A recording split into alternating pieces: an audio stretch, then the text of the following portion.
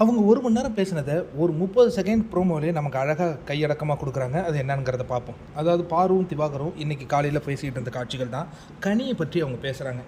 பா அம் "அண்ணே கனிய மட்டும் நம்பிடாதீங்க அண்ணே. ரொம்ப கன்னிங். இன்னொன்னு பயங்கரமான விஷம் அவங்க" அப்படிங்கிறாங்க பாரு. ஆமா பாரு, நீ சொல்றது ஒரு விதத்தில கரெக்ட்டா இருக்குன்னு நெனைக்கிறேன். அவங்க ஸ்ட்ராங்கான பிளேயரெல்லாம் எப்படியாவது தட்டி விட்டுட்டு, அதுக்கப்புறம் இவங்க லேக்கா போய் கப் வாங்கிடலான்னு பார்க்குறாங்களா பாரு? என்னன்னு எனக்கு புரியலையே. இன்னொன்னு சமையல ஒரு மிகப்பெரிய ஆயுதமா அவங்க கையில வச்சுக்கிட்டு, அவங்க நல்லா சமைச்சு குடுக்குறாங்கல்ல, நமக்கு நாமினேட் பண்ண மனசு வருமா? அப்படி பண்றாங்க மாரி எனக்கு தெரியுது பானு.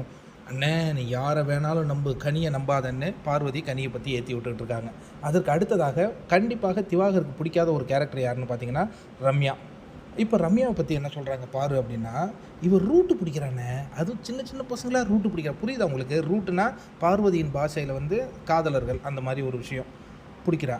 உடனே அவரு சொல்றாரு, "ஆமா, சபரிக்கெல்லாம் அள்ளி அள்ளி வைக்கிறா தெரியுமா சாப்பாடு. அவனுக்கு பிடிச்சவங்களுக்குலாம் நல்ல சாப்பாடு வைக்கிறா. எனக்கெல்லாம் வைக்கவே மாட்டேங்கிறா. இந்த மாரி பார்ஷியாலிட்டி பார்க்கறது எனக்கு பிடிக்கவே இல்ல." அப்படிங்கிற மாரி வாட்டர்மெலன் தன்னுடைய வருத்தத்தை பகிர்ந்து கொண்டிருக்கின்றார். அள்ளி அள்ளி வைக்கிறாங்களா? தெரியலையே.